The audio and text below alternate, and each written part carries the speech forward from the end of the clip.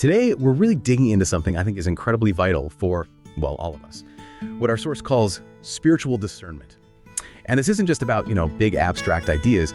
It's really about navigating our daily lives, figuring out what genuinely fuels our soul, and maybe what might actually lead us astray, subtly, maybe without us even realizing it. What's challenging that? Where do we often go wrong with that kind of thinking? It's a great question because, on the surface, it seems perfectly reasonable. I'm a good person. I live by my own code. Simple enough. But the source immediately throws that idea into sharp relief with a really stark analogy. It asks, is it okay for a gangster to kill many people and then be nice to his family because he has family values? It highlights that there has to be a deeper, maybe more universal standard beyond just what we decide feels good or right for ourselves.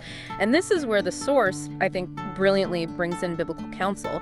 It points to John 4, verses 4 through 6, which urges us to test the spirits to see whether they are from God. No, this isn't just about mystical encounters or something. It's about discerning the source and the intent behind the ideas and influences we encounter every day. It distinguishes between the Spirit of God, which the text describes as showing us the way of love, and the spirit of the Antichrist, which is portrayed as, the opposite of love, something that can actually lead to our ruin. So it's about recognizing whether an idea's fruit is love or if it's something ultimately destructive. It's a stark reminder, isn't it? And this connects directly to those, frankly, chilling words of Jesus from Matthew 7 that this source emphasizes. He essentially says, look, it's not enough to just claim faith or perform outwardly religious acts. You could prophesy, cast out demons, do wonders, all these big things. But if your actions aren't aligned with, quote, the will of my Father, if they lack that true love and character, the connection just isn't there. He says, I never knew you, depart from me, you who practice lawlessness. It's a real wake-up call, I think, to the difference between performance and genuine spiritual substance. Exactly. And zooming out a bit, what these verses fundamentally underscore is that genuine spiritual benefit, real connection, real growth, it comes from truly understanding and embodying the way of love that Jesus demonstrated, not just going through the motions or even having good intentions without that true spiritual alignment, that heart alignment. Right. It's about the substance of our heart and our actions, not just the outward show or even what we think we're doing for good. That really drives home how true benefit comes from an internal shift, not just external actions. And the source actually illustrates this beautifully, I thought, with a simple, memorable anecdote. You know the one about the person putting $10 in the offering plate? Oh, yeah. And asking for $5 change, and the usher's insightful reply, change comes from within.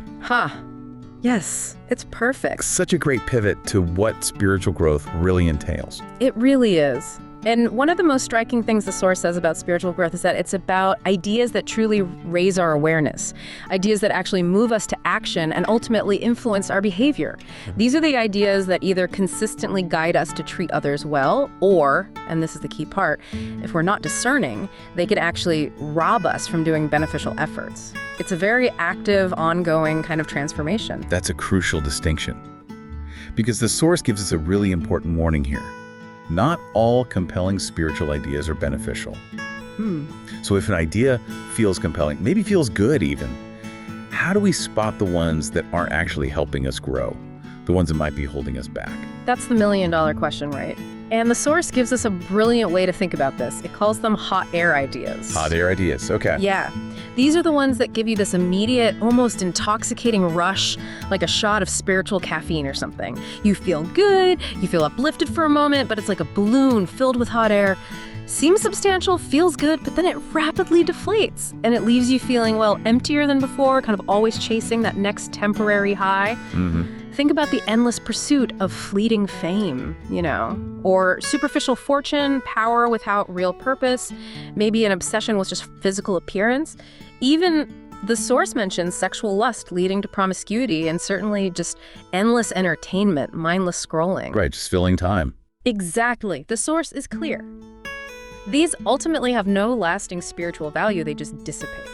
Now, to be absolutely clear though, the source isn't saying we should never relax or enjoy ourselves. That's not the point, is it? No, not at all. It acknowledges certainly we need recreation from entertainment, sex, etc.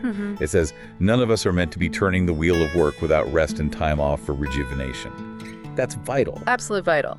And the key is the sharp contrast the source draws. This necessary, healthy rest and recreation is fundamentally different from what it calls the appeal of endless instant gratification and wasted time. The source labels that specifically as a potential downfall rather than a spiritual favor from God. So the whole point, as the source emphasizes again and again, is achieving real spiritual growth. And that comes from consistently discerning between what just offers temporary pleasure and what provides lasting, deep value to our soul and, to others. That really brings it back to us, doesn't it? Yeah. It makes you stop and think, am I investing my time, my energy in things that truly nourish my soul? Or am I just passing the time?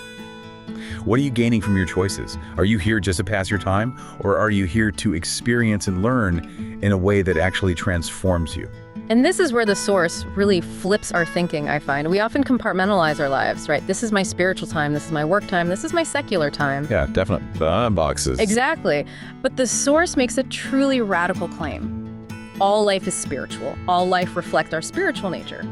It argues that those kind of outdated 16th century distinctions like religious versus secular or religion versus business, they're fundamentally flawed ways of looking at things. The source makes it crystal clear.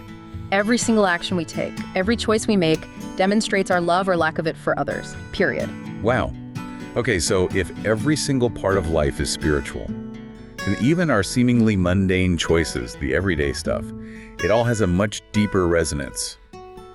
What does this actually look like in the day-to-day then? How do these choices demonstrate our love or, the lack of it? Well, the source provides some really vivid examples to illustrate this. Think about, say, the businessman. Are we cheering for the one who pressures people, squeezes every penny, Or the one who gives great deals, becomes wealthy, and then gives generously to good causes? Right. Different motivations, different outcomes. Totally different spirit behind it. Or think about the athlete. Do we celebrate the one who deliberately hurts a competitor or, cheats, like that notorious deflating balls incident a while back? Or do we celebrate the athlete who stops racing mid-competition to help a competitor who's fallen down? Big difference. Huge difference. And what about a sports team?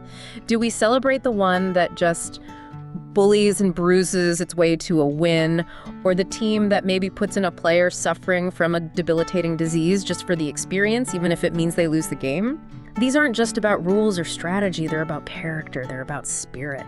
It reminds me so much of the Karate Kid and now the Cobra Kai series on Netflix. Oh, absolutely. It's endured for decades precisely because it timelessly explores these very ideas: character, competition, what it truly means to win or lose. It's a spiritual battle playing out right there on the map. Exactly. And the broader implication here, the thing that ties it all together, is that it circles back to Jesus's really profound question in Matthew 16.26. He asks, what does it profit us if we gain the entire world but forfeit our own soul? It just hammers home the point that our methods, our choices, how we operate in every facet of life, it deeply impacts our soul, our ultimate spiritual standing. It all matters. Yeah. So, okay. We talk about what discernment is, why it matters, how it's about more than just good intentions or outward actions. As we start wrapping up here, it really seems to boil down to this central tension, this choice. Some compelling ideas resonate because they pump us full of that hot air we talked about, feels good, then deflates, leaves us wanting more. Right, the temporary fix. Yeah, but other ideas resonate because they are the genuine path, the way to fill us with love for others, leaving a lasting benefit both for others and for our own soul. And ultimately, the source seems to say, that decision, that discernment is ours alone. It is. And this is where Dorian Scott Cole offers two incredibly powerful thoughts in the source material that feel like guiding principles, maybe. One states, with hate, we have more to lose than break the cycle. Just simple, direct wisdom there. Sorrowful. And the other offers this profound truth about our role in things. Our answer is God. God's answer is us. Together, we make the world better. It really speaks to our active part in this divine partnership, if you will. I like that, our active part. And to help us take that active role, the source introduces a really practical concept called probability space. I love the sound of that. What is that? Yeah, it's a great term. Think of probability space, like a moment perfectly ripe for something good to happen. All the ingredients are there, the path is clear, it feels almost inevitable. The only thing missing is your intention, your decision to act on it. The source defines it as where all the elements necessary for something to happen are present, and it's almost inevitable. All it takes is intention. Okay. So the question becomes, What probability space can we open in our minds right now, today, to find just one act of kindness to give? One kind word, one kind action, maybe one hug to someone who looks like they're hurting, one smile of encouragement or acceptance, just one simple thing. Because the Source promises, doing these actions will leave a lasting benefit to others and our own soul. That's powerful. It's about recognizing those little windows of opportunity then, isn't it? Can you maybe give an example?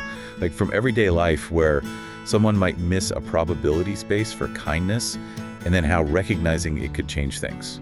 Oh, absolutely. It happens all the time. Imagine you're, say, rushing through a grocery store. You're preoccupied, maybe stressed. I'm there, right? And you see someone, maybe an older person, fumbling with a dropped item, or someone shorter struggling to reach something on a high shelf. That moment, that's a probability space. Right there. Yeah. You could just keep walking, lost in your own thoughts, totally understandable. Or you can pause, just for a second. Offer a quick hand, a simple, can I help you with that? Yeah. That small act, that tiny intention to step into that space, it changes that person's moment, maybe their day, and yours too, honestly. It leaves you both with a little sense of connection, maybe purpose. I love that. It makes it very concrete. And it connects to another concept the Source introduces right at the end, potential space. How is that different from probability space? Good question. So while probability space is more about acting on opportunities that are kind of already presenting themselves in the moment, potential space is more about intentionally creating new moments, new possibilities.